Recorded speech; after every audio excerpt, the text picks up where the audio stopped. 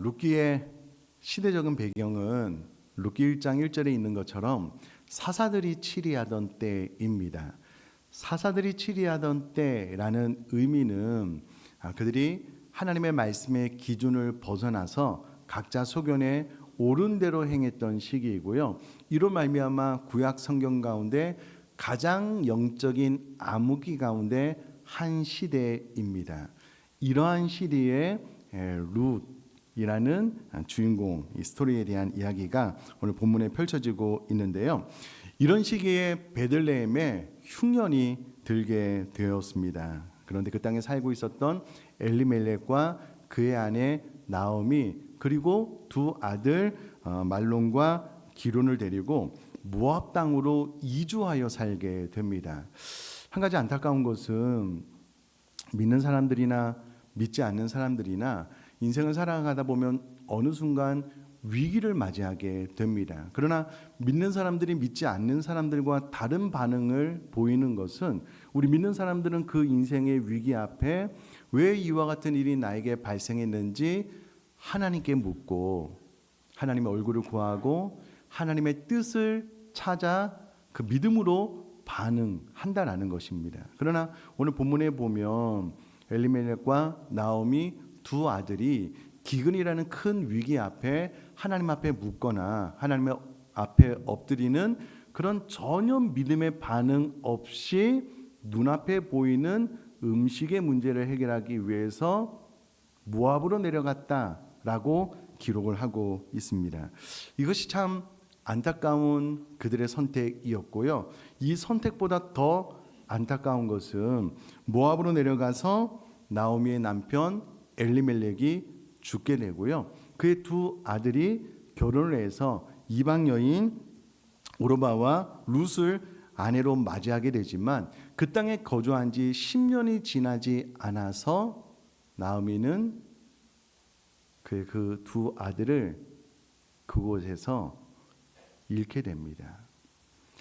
우리 부모님들은 자녀들이 우리 부모님보다 먼저 세상을 떠나게 되면 자녀들을 가슴에 묻는다라고 하잖아요.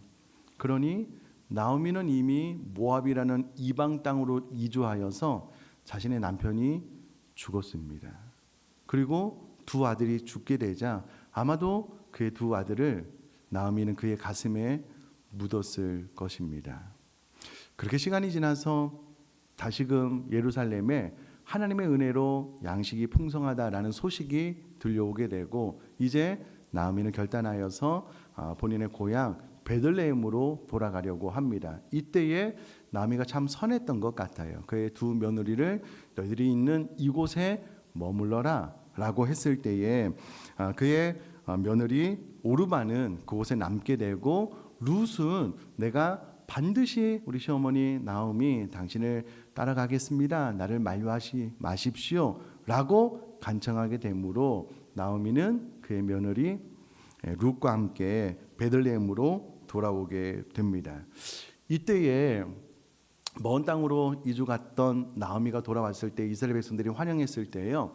나오미가 그의 이름을 나오미라고 하지 말고 마라라고 해라.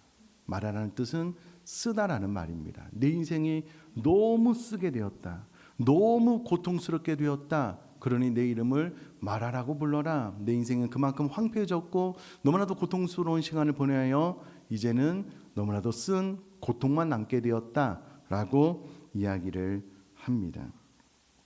오늘 본문에 나오는 두 여인 나오미와 룻은 이처럼 안타까운 삶을 살게 되었습니다.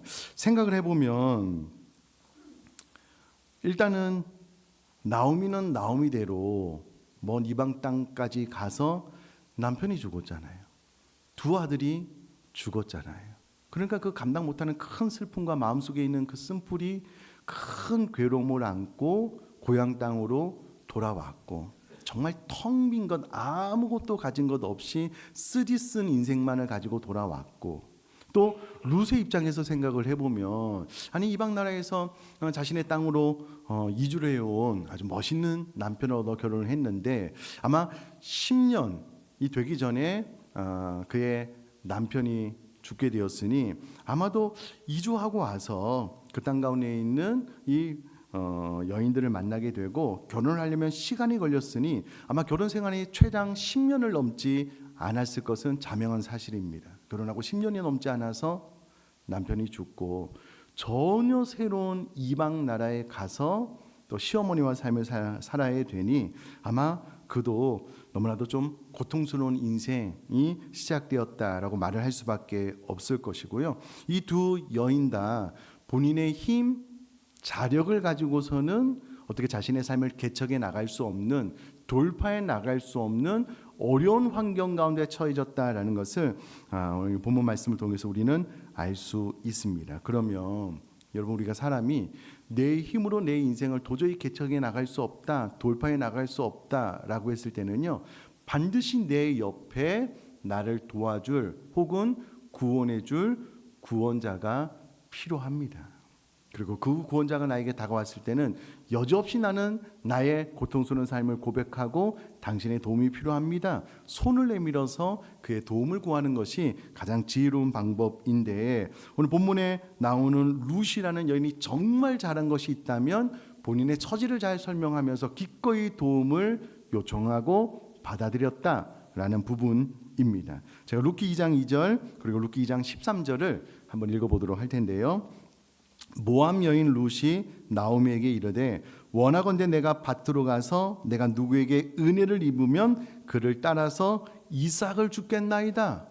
누군가 나에게 은혜를 베푼다면 내가 기꺼이 그를 따라가서 이삭을 주음으로 내가 어떻게든 양식을 좀 마련해 보겠습니다 라는 가난한 마음이 있었고요. 또 룻이 이르되 내 주여 내가 당신께 은혜 입기를 원하나이다. 나는 당신의 하녀 중에 하나와도 같지 못하오나 당신이 이 하녀를 위로하시고 마음을 기쁘게 하는 말씀을 하셨나이다 하니라. 룻에게 찾아온 기회를 룻은 자기 자신을 낮춤으로써 내가 당신께 은혜 있기를 원합니다 라고 손을 내밀어 도움을 요청하고 있는 장면을 볼 수가 있습니다. 이 은혜를 구하는 룻의 태도가 룻의 어둡고 그리고 한없이 깊은 수렁에 빠진 도저히 돌파구가 없는 그의 삶에 새로운 변화를 일으키는 출발점이 되는 것을 우리가 보게 됩니다. 자, 우리가 좀 더 몰입해서 보기 위해서 룻의 처지를 조금만 더 섬세하게 살펴보겠는데요. 그러면 룻의 형편은 그렇게 녹록하지가 않았습니다. 첫째로 그녀는 이방 여인이었기 때문에 그의 형편이 정말 어렵고 힘든 시간 인생을 살아야만 했습니다. 지금 룻은 모압에서 자신의 남편을 잃었습니다. 홀로 시어머니를 붙쫓아 이방 나라 베들레헴에 오게 되었다라는 겁니다. 여러분, 이스라엘 백성들이 아침에 일어나서 하나님 앞에 드리는 감사의 기도의 내용 중에 이런 내용이 있습니다.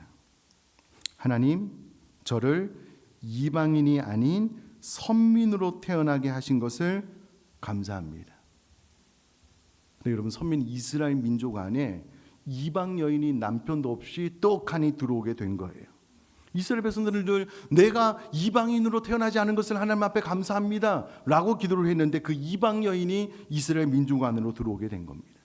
당연히 차갑고 서늘한 시선이 룻의 마음을 찔렀을 겁니다. 아마 대부분의 이스라엘 백성들이 룻을 선대하지 않았을 것입니다. 왜냐하면 이스라엘 백성 가운데 소외되고 천시받았던 이방인, 그것도 남편도 없이 과부로 돌아오게 된 여인이었으니 아마 룻의 베들레헴에서의 삶은 그렇게 녹록하지 않았을 것입니다. 둘째로 생존의 수단과 방법이 없었다라는 겁니다. 물론 이 베들레헴 불이 추수 때에 돌아오기는 했지만 나오미도 오랜 고향 생활 끝에 물론 동네 사람들이 나오미를 환대해 주기는 했지만 그러나 내 인생이 쓰다. 그리고 자력을 어떻게 나가서 일해 볼 수 있는 노동력이 없고요. 이제 며느리 룻만 남아 있는데 룻도 본인의 힘으로는 어떤 사업을 하거나 일을 해서 경제적인 무엇인가를 얻을 수 있는 상황이 아니었다라는 겁니다. 그야말로 시어머니 나오미의 말대로 빈손으로 돌아와서 생존의 수단과 방법이 전혀 없는 막막한 인생을 맞닥뜨리게 되었다라는 겁니다. 뿐만 아니라 가장 기초적으로 생각해 볼 수 있는 것은 언어의 장벽입니다. 언어가 통하지 않았을 것이고요. 우리도 선교를 가면 어려움을 겪는 것 중에 하나가 뭐냐면 문화가 다른 거예요. 문화가. 그래서 그 문화나 음식 이 모든 것에 다 적응하기 어려우니 안 그래도 이방 여인으로서 베들레헴에 홀로 왔고 남편도 없고 언어도 통하지 않고 문화도 다르고 도저히 살아갈 길이 막막하니 정말 절체절명의 위기 가운데 처해져 있다라는 것을 우리가 조금만 생각을 해보면 알 수 있는 대목입니다. 자, 그런데 우리가 이 룻의 처제와도 같이 우리가 예수 그리스도를 믿기 전 우리들의 인생은 룻과 너무나도 닮아 있었을 것입니다. 전적 타락으로 죄악 그리고 원죄의 영향력으로 스스로 내가 선택하는 가장 지혜로운 것이 악한 것인 거예요. 그에 대한 결과는 영원한 지옥 형벌밖에 없는 우리들의 인생, 우리야말로 이방인으로 이 땅에 태어났잖아요. 그야말로 아무 소망 없이 저 영원한 지옥 형벌만이 기다리고 있는 우리들의 인생 가운데 우리가 세상 가운데 던져졌잖아요. 그러니까 룻과 우리들의 형편, 예수 믿기 전에 우리들의 형편은 정말 동일하다라는 것을 알 수가 있습니다. 이와 같은 상황을 사도 바울은 이렇게 설명을 해주고 있습니다. 에베소서 2장 11절 12절 말씀인데요. 그러므로 생각하라. 너희는 그때에 육체로는 이방인이요 손으로는 육체에 행한 할례를 받은 무리라 칭하는 자들로부터 할례를 받지 않은 무리라 칭함을 받는 자들이라. 그때 너희는 그리스도 밖에 있었고 이스라엘 나라 밖에 사람이라 약속의 사랑 언약들에 대하여는 외인이요 세상에서 소망이 없고 하나님도 없는 자이더니 라는 말을 통해서 정말 세상에서 외인이고 하나님도 없이 살았던 우리들의 형편에 대해서 우리가 룻의 처지와 같다라고 사도 바울이 이야기를 해주고 있습니다. 자, 그런데 이와 같은 처절한 깊은 수렁에 빠져있는 룻의 인생에 새로운 변화의 바람이 하나 일어나고 있다라는 것을 알 수가 있는데요. 구속자의 등장입니다. 그의 이름은 보아스였고요. 이 룻은 보아스와의 만남을 통하여 전혀 다른 새로운 인생을 마주하게 됩니다. 보아스에 대해서 룻기가 표현하는 가장 탁월한 설명 가운데 하나가 룻기 2장 20절의 말씀인데요. 제가 한번 읽어보겠습니다. 나오미가 자기 며느리에게 이르되 그가 여호와로부터 복받기를 원하노라. 그가 살아있는 자와 죽은 자에게 은혜 베풀기를 그치지 아니하도다 하고 나오미가 또 그에게 이르되 그 사람은 우리와 가까우니 우리 기업을 물을 자 중에 하나이니라 하니라. 보아스에 대해서 어떻게 설명을 하고 있냐면 그는 우리의 친족인데 기업 물을 자다라고 설명을 해주고 있습니다. 이 기업 물을 자가 바로 구속자라는 말인데요. 이 기업 물을 자는 친족으로서 나를 그때 당시에 땅과 노예로 종으로 팔린 사람들을 구속할 수 있는 자인데요. 친족으로서 값비싼 대가를 지불하고 노예로 혹은 팔려진 땅을 새롭게 만들어 줄 수 있는 이제 구속자라는 의미가 기업 물을 자이고요. 이것은 룻기의 가장 중요한 사상 가운데 하나입니다. 자, 그런데 이 부분에 대해서요 가장 명료하게 잘 설명을 해주신 분이 우리 한국의 10대 설교가 가운데 한 분인 이동호 목사님이시거든요. 이동호 목사님의 설교를 좀 잠깐 갖고 와서 이 구속자에 대해서 좀 제가 설명을 드리면은요, 구속자는 아무나 되는 것이 아니고 구속자로서의 세 가지 자격을 갖춰야지만 구속자가 될 수 있었습니다. 구속자의 자격 세 가지. 그 첫 번째는 친척이어야만 합니다. 그러니까 아무나 돈이 있다라고 해서 위기에 빠진 사람을 건져낼 수 있는 것이 아니고요. 그 위기에 빠진 사람의 친척이어야지만 구속자로서의 자격을 갖고 그를 도와줄 수 있다라는 구속자의 첫 번째 자격 조건이 있고요. 두 번째는 유력자이어야만 합니다. 값을 치를 수 있는 능력이 있어야지만 그 사람에 대한 대신 값을 지불하고 그 사람을 구속해낼 수 있기 때문에 구속자의 자격 두 번째는 유력자, 능력이 있어야 된다라는 부분이고요. 세 번째는 자원해야 한다라는 것입니다. 아무리 친척이고 값을 치를 수 있는 능력이 있다라고 하더라도 그가 스스로 자원하지 않으면 구속자 그리고 기업 물을 자의 역할을 감당할 수 없었습니다. 실제로 보아스보다 이 아비멜렉에게 더 가까운 친척이 있었지만 그는 스스로 기업물을 자의 자격을 포기함으로써 이제 그 기회가 보아스에게 주어졌는데요. 그가 자원하는 마음이 없었기 때문에 그렇습니다. 그러므로 구속자의 자격 세 가지는 친척이어야 한다, 유력자여야 한다, 자원해야 한다라는 세 가지 조건입니다. 자, 그런데 드디어 룻의 인생을 구속할 수 있는, 룻의 고통과 절망과 저주의 인생을 구속할 수 있는 구속자가 등장을 하게 되는데요. 룻기 2장 1절 말씀 읽어볼게요. 나오미의 남편 엘리멜렉의 친족으로 유력한 자가 있으니 그의 이름은 보아스더라. 보아스. 그럼 이것은 룻에게 너무나도 기쁜 소식입니다. 그야말로 복음 중에 복음이었고요. 룻은 그동안 남편을 잃고 이방 땅에서 언어도 문화도 통하지 않는 이 낯선 땅에 정말 고생길이 열려져 있는 이 상황 가운데 그를 이 모든 고통과 고난으로부터 건져냄을 베풀 수 있는 능력이 있는 구속자를 만나게 되는데 그의 이름이 보아스였고요. 보아스는 예수님의 모형입니다. 이 맥을 같이 해서 우리의 구속자 예수님에 대해서 제가 조금만 말씀을 드리면요, 예수님은 우리의 구속자가 되기 위하여 이 땅에 오셨습니다. 그런데 여러분, 구속자는 아무나 되는 것이 아니고 세 가지 조건을 충족해야지 구속자가 되기 때문에 예수님도 이 땅에 우리의 구속자로 오셔서 세 가지 조건을 충족시키셨습니다. 그리고 충족시키기 위하여 첫 번째, 예수님은 우리의 친척이 되셨습니다.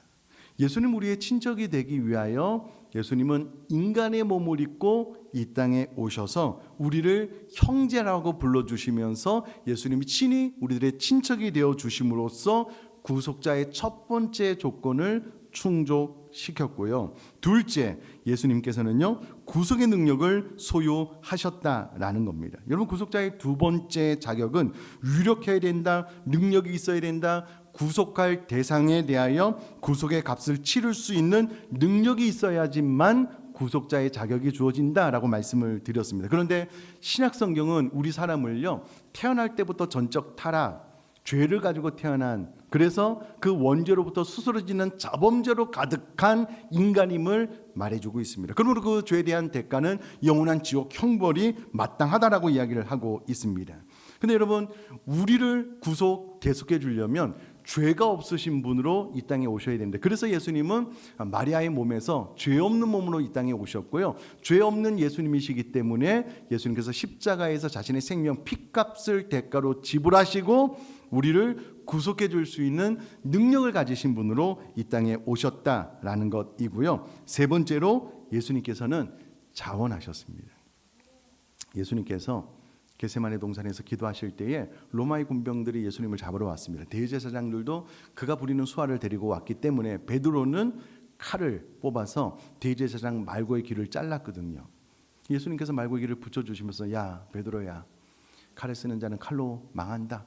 내가 더 12군단 되는 천사를 동원해서 내가 이 위기를 모면할 수 없는 줄 아느냐?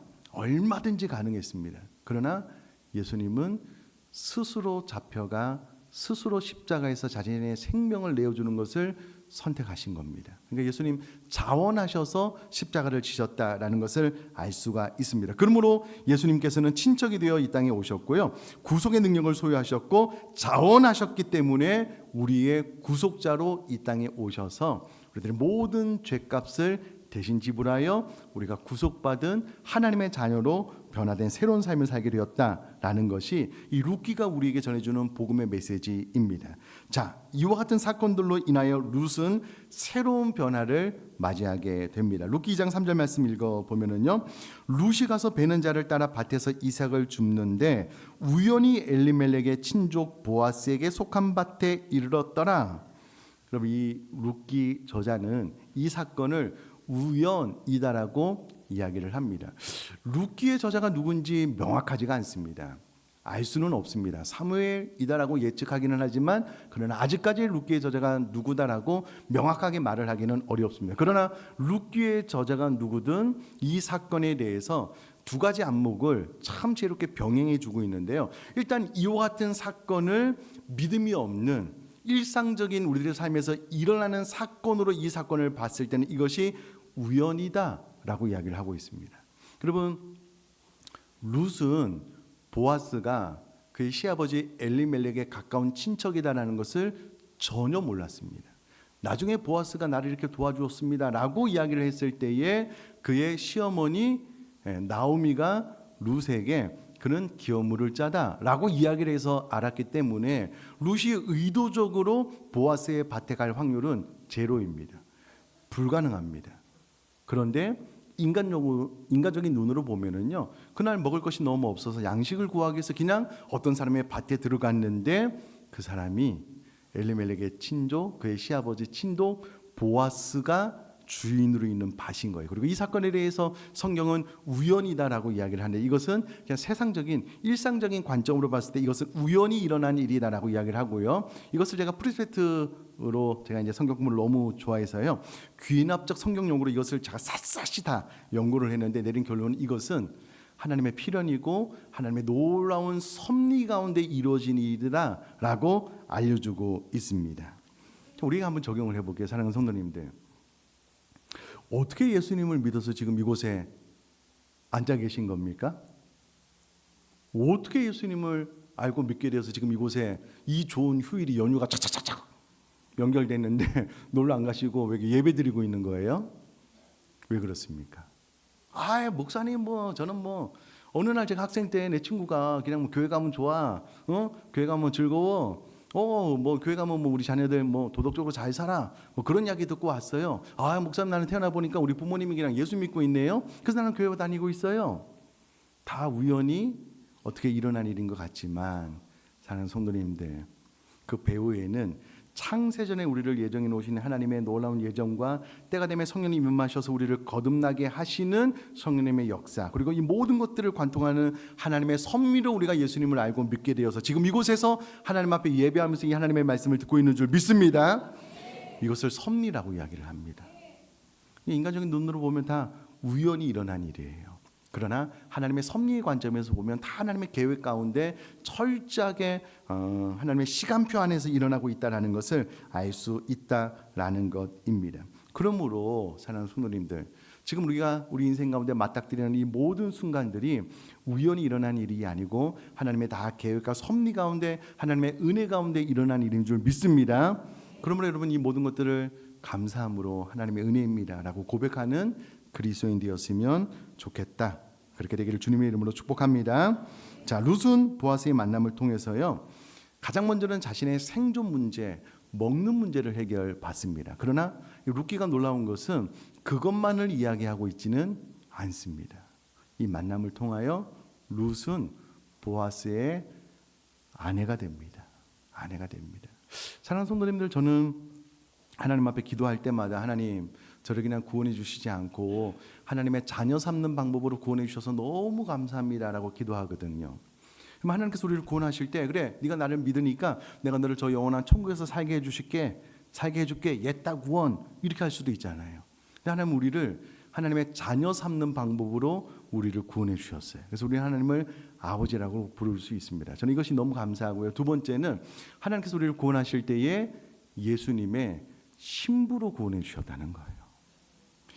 제가 1부 때도 이렇게 말씀을 전해보니 별로 감흥이 없어서 제가 좀 약간 당황하기는 했는데, 그럼 우리는 예수님의 신부로 구원받은 하나님의 백성인 줄 믿습니다.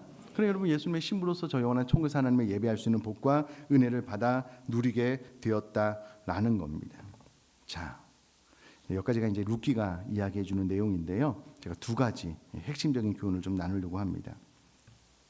룻은 앞서 설명드렸다시피 모압에서 살다가 남편이 죽고 베들레헴이라는 전혀 생소한 땅으로 이주해서 산 여성입니다. 남편이 없이 과부로 왔기 때문에 그 인생에 어떠한 소망도 없는 사람입니다. 그런데 우연히 하나님의 섭리로 보아스 밭에 들어가게 되자 그가 보아스의 도움에 대해서 소문을 내밀어 나는 당신의 하녀와 같습니다. 당신의 도움이 필요합니다. 보아스가 내민 손을 붙잡게 됩니다. 그리고 결국 그는 보아스의 아내가 되지요. 사랑하는 성도님들, 우리는 죄 허물로 죽었던 사람들입니다. 영원한 지옥 형벌밖에 앞에 놓인 것이 없는 사람들입니다.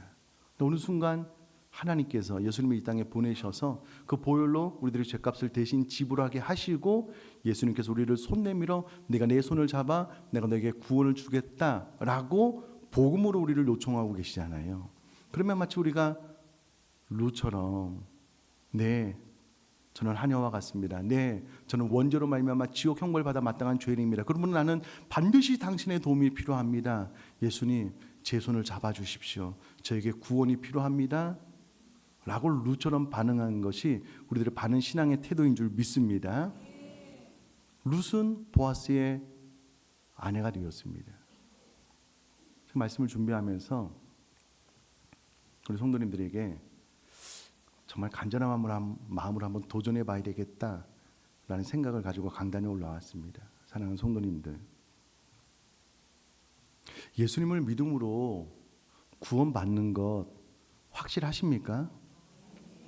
그럼 믿음으로 나는 정말 하늘이 두 조각 나도 나 예수님 믿습니다. 나 하나님의 자녀입니다. 라는 것을 확신하실 수 있으십니까? 예, 여러분처럼 많이 아멘을 하신 많은 분들이 코로나를 겪으면서 10% 20%가 교회를 떠났습니다. 아직도 돌아오고 있지 않습니다. 그럼 요한계시록이 기록될 당시에 제자들이 다 죽고요. 사도 요한만 남았습니다. 배교하지 말라고 천상의 예배를 바라보면서 끝까지 믿음을 지켜라라고 요한 서신을 통해서 계시록을 통해서 남아있는 그리스도인들에게 격려하잖아요. 그때 상황은 예수님의 12제자 가운데 요한을 빼놓고 다 순교했습니다. 당시 문헌에 의하면 살아있는 사람에게 역청을 발라서 횃불로 섰습니다. 살아있는 사람을 태워서 죽였습니다. 통나무에 구멍을 뚫어놓고 예수 믿는 사람을 놓고 살아있는 채로 큰 톱으로 두동강을 내서 죽였어요. 굶주린 짐승들에게 내어 던져서 예수님을 부인하지 않으면 갈기갈기 찢겨 죽이게 했습니다. 그래서 많은 사람들이 배교하고 예수님을 떠났습니다. 그와 같은 상황이 21세기 2026년 오늘 우리 교회 가운데 이 땅 가운데 일어난다라고 하면 사랑하는 성도님들, 끝까지 나는 예수님 믿겠습니다 라고 예수님을 붙드시겠습니까? 그러시겠어요? 그럴 자신 있으셔요? 내가 한마디만 나 예수님 믿습니다 그러면 내 자녀들까지 싸그리 다 그렇게 죽어나가야 되는데 어떠십니까? 룻은 그의 연약함을 인정했습니다. 나는 은혜가 없으면 살아갈 수 없는 여인입니다.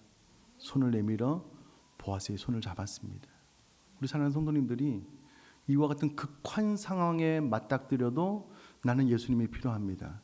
반드시 예수님 나를 도와주시고 내가 흔들림 없는 믿음으로 저 영원한 천국까지 가는 신앙의 믿음의 확신을 가지고 신앙생활을 하길 원합니다 라고 그렇게 매달리셨으면 좋겠어요. 그렇지 않으면 그럼 또 제2의 코로나 제3의 코로나가 오면 지금 이 상황 가운데 또 10% 20%가 우수수 떨어져 나갈 겁니다. 아니 그것과 비교할 수 없는 성경에 나와 있는 그야말로 우리들의 생명이 두 조각 나는 환난과 핍박이 오면 많은 사람들이 예수 그리스도를 부인하고 떠날 겁니다. 그 전에 확실한 믿음을 소유하셔야 돼요. 분명한 믿음을 소유하셔야 돼요. 룻처럼 하나님의 은혜를 구하십시오. 나에게 믿음 없음을 고백하고 정말 나에게 하나님의 은혜가 필요합니다 라고 예수님의 손을 붙잡고 어떤 환난과 시련이 와도 그 모든 고난을 이겨나가 구원받는 하나님의 백성 되게 될 수 있기를 주님의 이름으로 축복합니다. 또 하나는 은혜입니다. 우연이라고 설명되는 필연이고 우연이라고 말하고 있는 하나님의 섭리입니다. 여러분 우리가 이날 오늘 이렇게 예배하는 건 그냥 여느 때와 다르게 그냥 아침에 일어나서 예배 드리는 것 같죠? 아니요, 그렇지 않습니다. 이 모든 순간에 하나님의 섭리, 하나님의 은혜가 부어져서 지금 이 시간 우리가 하나님 앞에 예배하고 있는 줄 믿습니다. 그러니 모든 것이 하나님의 은혜입니다 라고 고백하고 감사하면서 신앙생활을 할 수 있기를 주님의 이름으로 축복합니다.